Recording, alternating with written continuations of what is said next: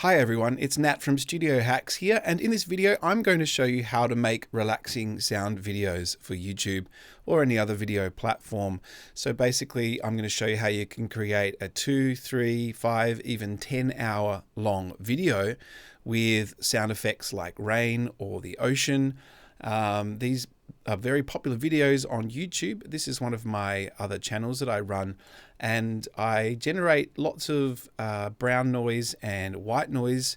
I create these videos, but I also have lots of field recordings that I have done, that I take a digital recorder out and record the wind, and I record the forest. And some of these have been very, very popular. I'm going to show you how you can create these videos even if you don't do your own recordings like I do. So let's get straight into it.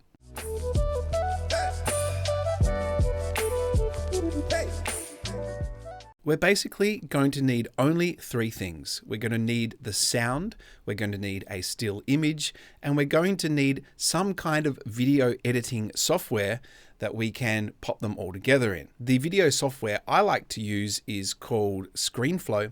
That's what I use to record these videos. If you're on a Mac, you can use iMovie, which is free.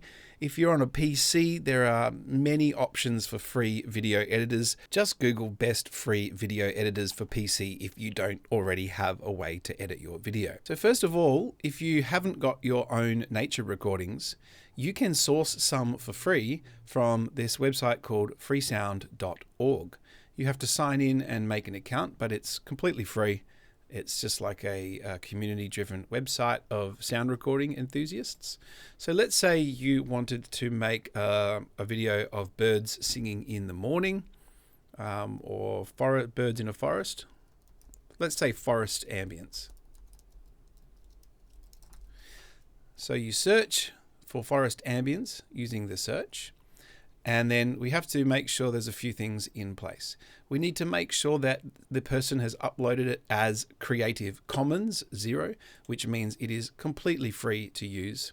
There is also Creative Commons Attribution, which means that you just have to attribute. They've asked that you just say this recording was made by this person. So the Creative Commons 0 and attribution are totally fine to use. The other thing I like to do is, instead of automatically search by relevance, I like to do the longest sound first and then hit search again. This will give us some really long videos. I'm only looking for something about 10 or 20 minutes long, and then I can loop that.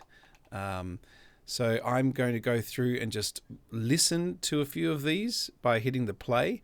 Bear in mind that they'll give you, these are low quality versions. You'll get the full quality once you've downloaded it. So I've found one here called City Park in the Morning with Woodpeckers, and it is a Creative Commons 0 license. If you are going to use someone else's recording, it's just very polite to say, like in your YouTube description, where you got it from, and maybe even leave a link to the sound. I make all of my own field recordings, but this is a way that someone who doesn't have a digital recorder can get a hold of some nice high quality recordings. So while this is downloading, basically I like to listen to these and make sure that, sometimes, because these are all amateur field recordings, so sometimes there's like people walking past and talking, or someone coughing. So I like to just listen to a nice big section of it and make sure that I've got, say, 10 minutes of nice clear sound. So my sound recording is now complete, and I have just dragged and dropped this file into my video editor. Depending on what video editor you're using, you may need to, say, import a sound. So I'm not going to go over the fine details of the technical side of using each individual one, but you'll need to find a way to import a sound into your video editor.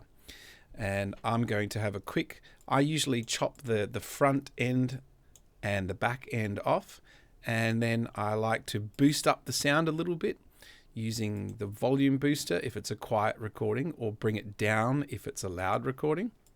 Let's have a quick listen to this.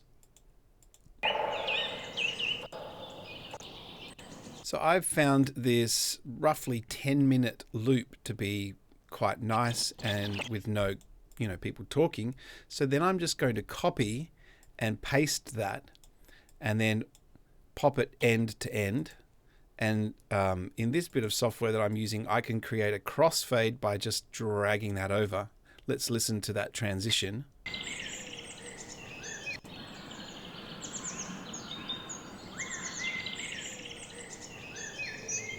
So that's, I can even see what happens if I just don't do any transition at all.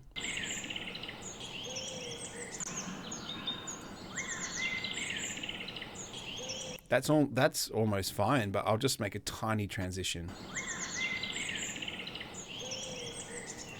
Perfect. So I'm going to then grab both of these and copy and paste them and do the same thing. I'll make a small transition here. So now my video is 45 minutes long. Let's make this into a 3-hour long video. So I'm just going to copy and paste each section as I get it.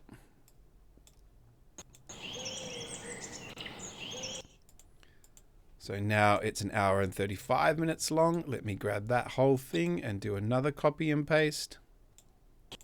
Make sure that I keep that transition.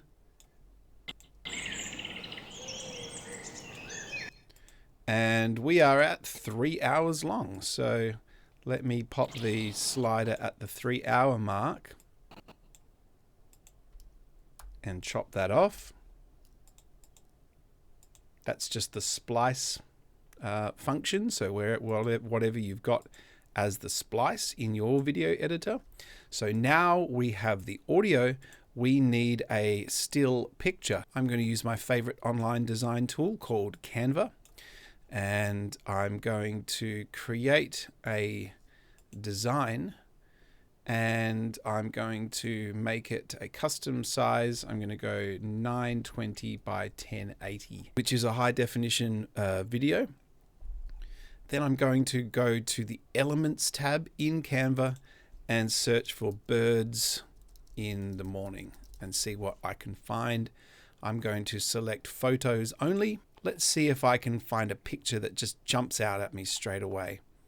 So a lot of these you'll only get with the Canva Pro. It's really not that expensive. It's about $10 a month or something like that. That's a pretty nice photo. That's very nice. That one's nice. This is important because this is what's going to be on the visual of the video. I do like that. That's very cute.